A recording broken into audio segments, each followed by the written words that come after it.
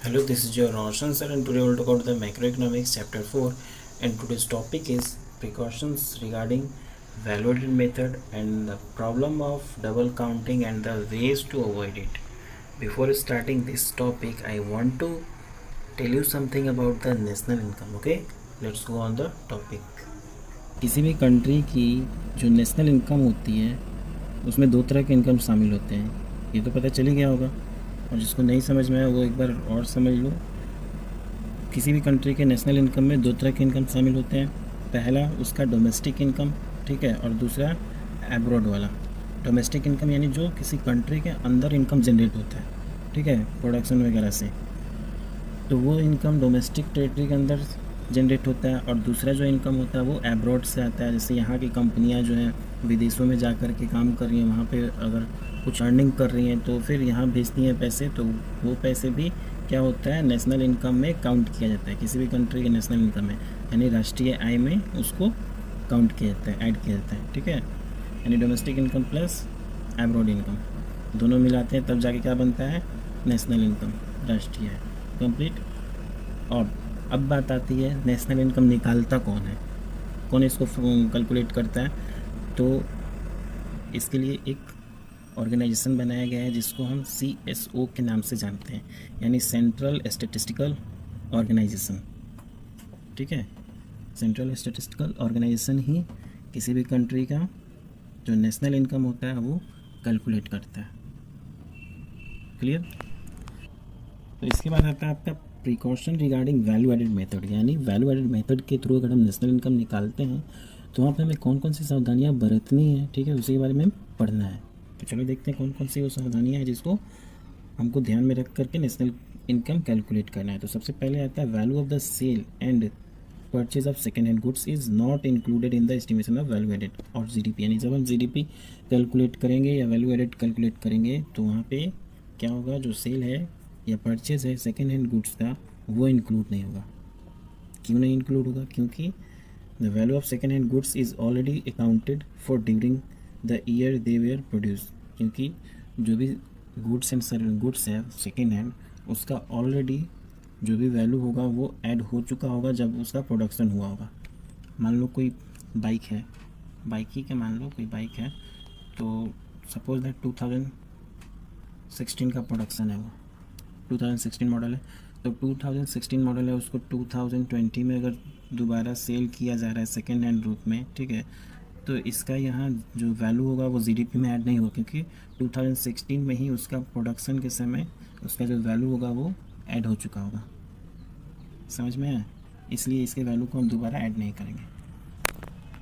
इसके बाद है दूसरा point, commission earn on account of the sale and purchase of second hand goods is included in the estimation of value added। यानी कह रहे हैं अगर हम सेल और परचेज करते हैं सेकेंड हैंड गुड्स का, तो उस समय अगर उसमें कुछ कमीशन अर्न होता है, ठीक है, किसी को भी, चाहे हमको या किसी एजेंट को, तो वो जो कमीशन है वो क्या होगा, ऐड होगा, वैल्यू ऐड करेंगे तो, ठीक है। क्यों, क्योंकि वो कमीशन जो है वो एक तरह से रिवार्ड है सर्विसेज का। अब सर्विसेज कौन सा, सेलिंग वाला, क्योंकि आज के डेट में क्या है, सेकेंड हैंड बिज़नेस काफ़ी मतलब पॉपुलर हो रहा है। Second hand business that means second hand cars या बाइक्स का जो भी बिज़नेस चल रहा है, ठीक है, बहुत सारे लोग कर रहे हैं इसका बिज़नेस। तो उसमें वो लोग क्या करते हैं, दूसरे लोगों से उनका कोई ओल्ड बाइक या कार खुद परचेस कर लेते हैं और उसका मतलब सर्विसिंग वगैरह करके अपने यहाँ उसका डेंटिंग पेंटिंग करके फिर उसको रीसेल के लिए अपने शोरूम में रख लेते हैं, ठीक है। तो फिर उसमें अपना कुछ कमीशन ऐड करके उसको सेल करते हैं। तो वही जो कमीशन वो अर्न करते हैं, वो कमीशन जब हम नेशनल इनकम निकालते हैं तो उस टाइम वैल्यू एडिशन में इसको इंक्लूड करते हैं, ठीक है। इसके बाद है थर्ड नंबर पॉइंट इसका, on account production of goods of the producing units is taken into account while estimating value added. यानी यहाँ पे कह रहा है on account production of goods of the producing units, यानी प्रोड्यूसिंग यूनिट्स के द्वारा कोई गुड्स अगर बनाया जाता है, ठीक है, तो उसका क्या होता है, एस्टिमेटिंग किया जाता है वैल्यू एडिशन में। क्यों, क्योंकि this goods are like those produce for the market, यानी वो जो गुड्स बनाया गया होगा वो मार्केट के लिए बनाया गया होगा, ठीक है। They are simply not sold owing to their need by the producers themselves, लेकिन उसको वो सेल नहीं किया और अपनी नीड के लिए, अपनी आवश्यकता के लिए रख लिया, तो वो रख लिया तो वो अलग बात है, लेकिन उसको हम ऐड करेंगे। जैसे एग्जांपल के तौर पे cars used by the car producers for transporting there employees, यानी कोई कार कंपनी है तो उसने जो कार प्रोडक्शन किया है तो उसको वो अपने यूज़ के लिए ही रख लिया है, अपने एम्प्लॉयज़ के आने जाने के लिए, उनको भेजने के लिए, ठीक है, ट्रांसपोर्ट के लिए।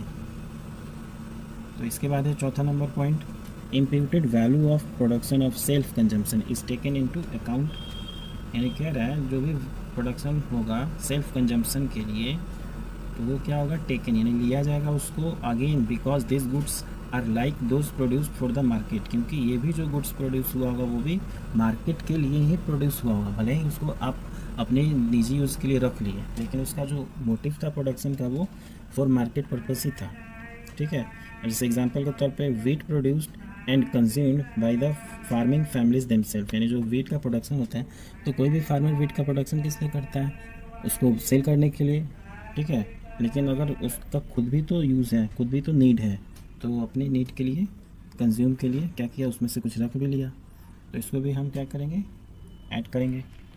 आगे देखो, इसके बाद है 5th number, value of intermediate goods is not included in the estimation of value added. ये तो मैंने स्टार्टिंग में ही बताया था कि जो इंटरमीडिएट गुड्स का वैल्यू होगा वो इंक्लूड नहीं होगा। इंटरमीडिएट गुड्स यानी जो रॉ मटेरियल्स के रूप में यूज़ किया जाता है, ठीक है, because the value of intermediate goods is reflected in the value of final goods, क्योंकि जो वैल्यू होता है इंटरमीडिएट गुड्स का वो रिफ्लेक्ट करता है किसके वैल्यू को, फाइनल गुड्स के वैल्यू को। इसके बाद आता है 6 number, imputed rent on the owner occupied house is to be taken into account, यानी जो भी रेंट होगा, ठीक है, हाउस का, अब चाहे वो ऑनर ऑक्युपाइड हाउस हो या फिर रेंटल हो, ठीक है, उसका रेंट इम्प्यूट होगा, नहीं जोड़ा जाएगा, because all houses have rental values, हर एक हाउस का रेंटल वैल्यूज़ होता है, no matter this are self occupied और रेंटेड आउट। तो यहाँ पे कोई भी वो मैटर रखने वाली बात नहीं कि वो जो हाउस है वो सेल्फ ऑक्यूपाइड है, यानी किसी के रहने, पर्सनल रहने के लिए है, या कोई रेंट पे चला रहा है, ठीक है, उसका जो रेंटल वैल्यू होगा वो उसमें ऐड किया जाएगा। और इसके बाद आता है last number, services for self consumption are not considered while estimating value added, यानी जो सर्विसेज होता है सेल्फ कंजम्पशन के लिए, अपने कंजम्पशन के लिए, अपने भोग के लिए, उसको इसमें ऐड नहीं किया जाता है, ठीक है, वैल्यू एडिशन में ऐड नहीं किया जाता है, simply because it is difficult to estimate their market value, क्योंकि इसका मार्केट वैल्यू निकालना बहुत ही डिफ़िकल्ट होता है। जैसे इस टाइप का सर्विसेज क्या हो सकता है, तो सर्विसेज ऑफ हाउस वाइफ्स, अब जैसे हाउस वाइफ सर्विसेज जो करती हैं, जैसे घर पे खाना वाना बनाती है, तो उनका मार्केट वैल्यू हम नहीं निकाल सकते हैं, ठीक है, क्योंकि वो सेल्फ कंजम्पशन के लिए बनाती है, अपनी फैमिली के लिए बनाती हैं, तो इसका हम लोग ऐड नहीं करेंगे नेशनल इनकम निकालते समय। क्लियर? तो ये सब जो मैंने अभी बताया पॉइंट्स, ये एक तरह से प्रिकॉशन है और ये काफ़ी इंपॉर्टेंट है, इसको समझना है क्या हमको ऐड करना है क्या नहीं करना है वैल्यू एडिशन में।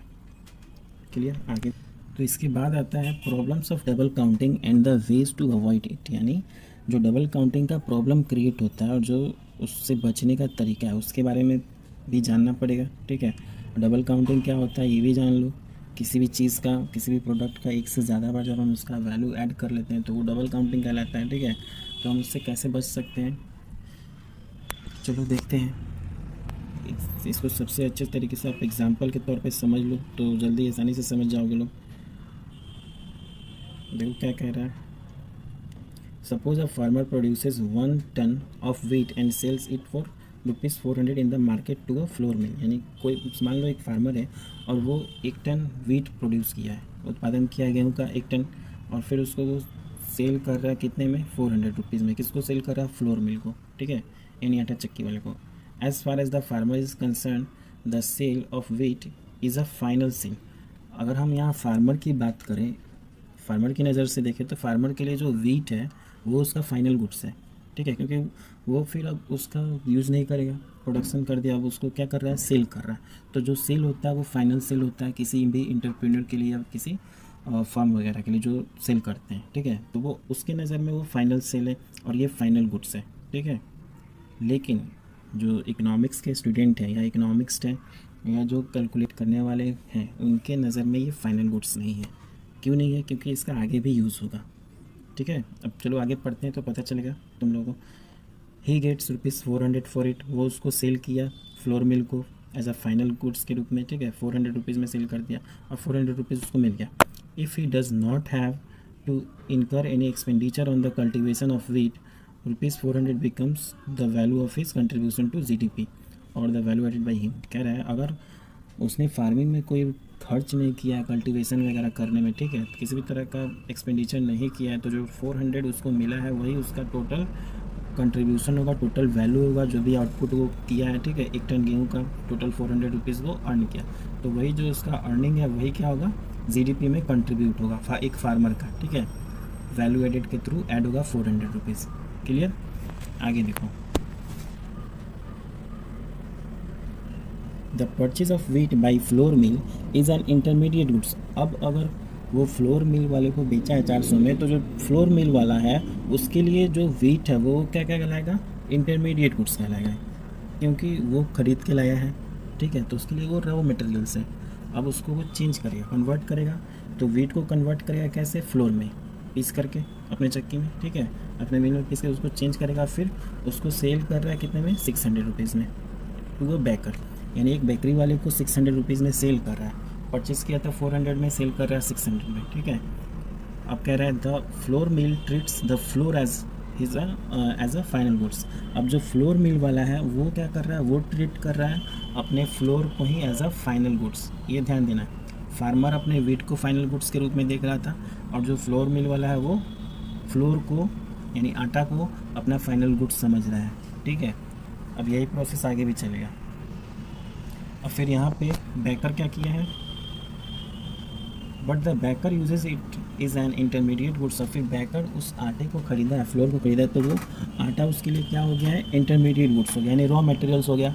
अब वो उसका मैन्युफैक्चरिंग यानी बनाएगा, उसको उससे ब्रेड वगैरह बनाएगा, केक वगैरह बनाएगा, बिस्किट्स बनाएगा, और फिर उसको क्या करेगा, सेल करेगा किसी शॉपकीपर को या किसी कस्टमर को, ठीक है. तो शॉपकीपर यहाँ पे दिया, शॉपकीपर को सेल कर रहा है 800 में, ठीक है.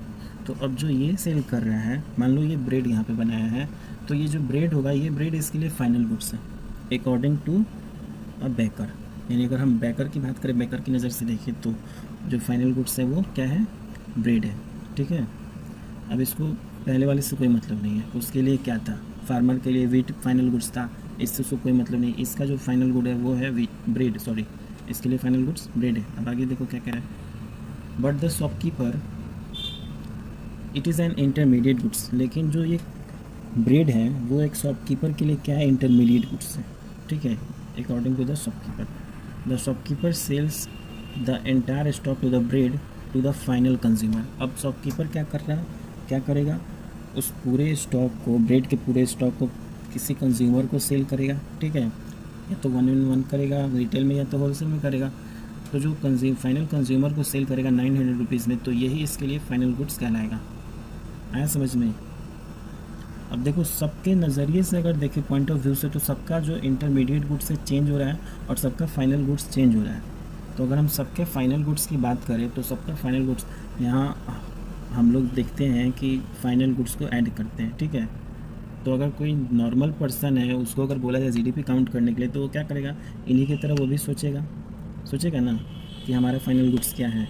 तो यहाँ पे देखो दिया भी, in this entire chain of production of activity, if we overlook a fact that output of one producer to used as a raw material or intermediate consumption by the other, the GDP in this estimation would be grossly overestimated. We might estimate it is as equal. यानी जो हम लोग यहाँ पे देखे हैं chain में कैसे सब लोग सेल कर रहे अपने पे फाइनल गुड्स को, तो वहाँ पे क्या हम मतलब GDP क्या निकल रहा है, तो 400 फार्मर का, 600 फ्लोर मिल का, 800 बेकर का, 900 शॉपकीपर का, टोटल हो गया 2700. बट फैक्ट क्या है, but the fact of the matter is that only final goods are to be included in the estimation of GDP. लेकिन अगर हम GDP काउंट करेंगे तो केवल फाइनल गुड्स को ही इंक्लूड करेंगे. फाइनल गुड्स यानी जो फ्लोर बना था, यानी वीट था, वीट से जो फाइनल गुड्स सबसे लास्ट में जो चीज़ बन करके और कंज्यूमर के पास पहुंचा है, ठीक है, कंजम्पशन के लिए, उसी का वैल्यू यहाँ पे GDP में ऐड होगा. अब लास्ट में क्या पहुँचा था, ब्रेड कंज्यूमर के पास, तो ब्रेड का वैल्यू क्या था, 900. तो वही 900 यहाँ पे GDP में ऐड होगा। क्लियर? बाकी ये सब नहीं होगा, क्योंकि ये सब में क्या है, ऑलरेडी क्या इंक्लूड है, इंटरमीडिएट गुड्स। ठीक है, तो यहाँ बार बार सब में अगर इंक्लूड करेंगे, मान लो वीट सबसे पहले क्या था, वीट था, तो वीट का प्राइस सब में इंक्लूड है, इसमें भी है, इसमें भी है, इसमें भी है, इसमें भी है, सब में इंक्लूड है। तो जब एक से ज़्यादा बार इंक्लूड होगा तो वो क्या होगा, जीडीपी निकालने के लिए फेल हो जाएगा, क्योंकि वहाँ डबल काउंटिंग हो रहा है और यहाँ तो 4 टाइम्स काउंटिंग हो रहा है। ठीक है, तो एक्चुअल जीडीपी यहाँ पे नहीं निकल पाएगा। And this example, the market, the value of bread ₹900 sold by the shopkeeper to its final users, यानी the consumers should be include. जो अभी मैंने बताया वही चीज़ यहाँ पे लिख भी रहा है, कि यानी जो 900 होगा फाइनल गुड्स का रेट, वो क्या होगा, फाइनल इंक्लूड किया जाएगा। ठीक है, इम्प्लाइंग दैट जीडीपी ₹900 नॉट 2700, यानी 900 ही जीडीपी कहलाएगा, 2700 नहीं। One should be careful of avoiding such problems of double counting और ओवर एस्टिमेशन ऑफ जीडीपी और नेशनल इनकम, यानी कोई भी हो उसको ये केयर करना चाहिए, मतलब इस प्रॉब्लम को अवॉइड करना चाहिए। ठीक है, कौन से प्रॉब्लम को, डबल काउंटिंग को, यानी किसी भी चीज़ का जो रेट है एक ही बार ऐड होगा, जस्ट लाइक फाइनल कंजम्पशन के समय, यानी फाइनल जो यूज़र है जब वहाँ पे जितने में वो परचेज़ किया है उसी का वैल्यू, यानी जो मार्केट प्राइस है वही ऐड होगा। क्लियर? अब आगे इसका मेथड है 2 ways टू अवॉइड इट। अब कैसे इसको हम अवॉइड कर सकते हैं? ठीक है, तो इसको 2 मेथड के थ्रू अवॉइड कर सकते हैं डबल काउंटिंग को। ठीक है, तो कौन कौन सा मेथड है? फर्स्ट है फाइनल आउटपुट मेथड और दूसरा है वैल्यू एडेड मेथड। अब फाइनल आउटपुट मेथड क्या होता है? तो अभी जो मैंने बताया, फाइनल जो यूज़र्स के लिए तैयार होकर के प्रोडक्ट आता है, जैसे अभी ये जो ब्रेड आया था फाइनल यूज़र्स यानी कंजम्पशन के लिए कितने में बिका, 900 में, तो ये 900 क्या हुआ, फाइनल आउटपुट हुआ, यानी फाइनल जो सेल हो गया प्रोडक्ट, तो उसका फाइनल जो वैल्यू हुआ ये 900 रुपीज़ हुआ। तो ये हुआ फाइनल आउटपुट मेथड, यानी सीधे हम लास्ट वाले को, जहाँ पे यूज़ के लिए कोई प्रोडक्ट निकल चुका है तो उसी वैल्यू को हम पकड़ेंगे। ठीक है, बीच में क्या हुआ क्या नहीं, जैसे वीट प्रोडक्शन हुआ था तो फार्मर 400 में बेचा था, फिर फ्लोर मिल वाला 600 में, फिर बेकर वाला 800 में, तो हमको इससे कोई मतलब नहीं है कौन कितने में बेचा। फाइनली जो कंज्यूमर के पास पहुंचा कितने में पहुंचा, 900 में।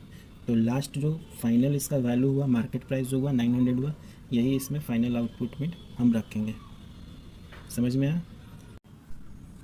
और इसका जो दूसरा मेथड है वैल्यू एडेड मेथड, इससे भी सेम वही रिज़ल्ट आएगा। ठीक है, जैसे फाइनल आउटपुट वाले में 900 आया था ये वाला, इसमें भी 900 ही निकलेगा। तो कैसे निकलेगा?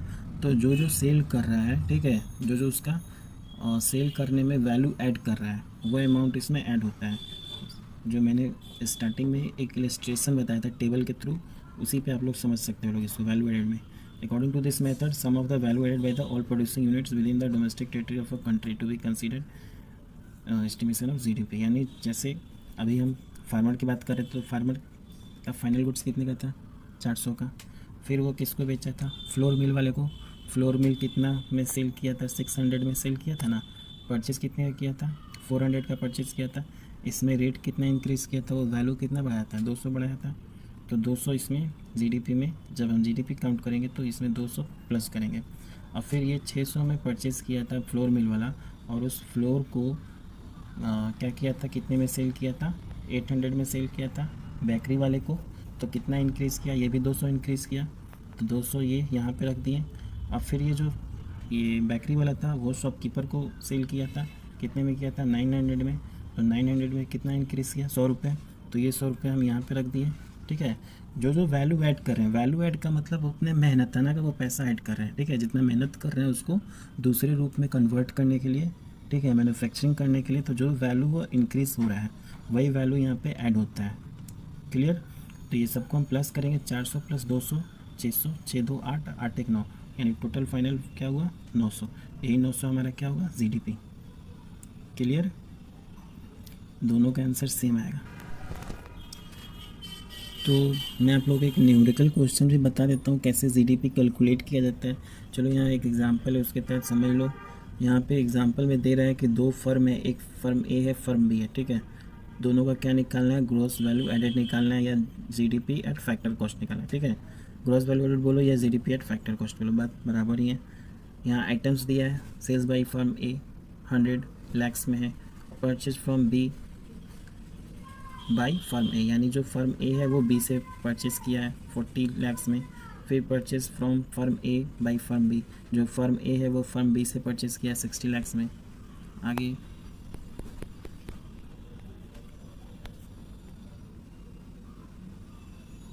यहाँ पे देखो, फिर सेल से बाई फर्म फिर बी के द्वारा सेल किया जा रहा है 200 लाख में।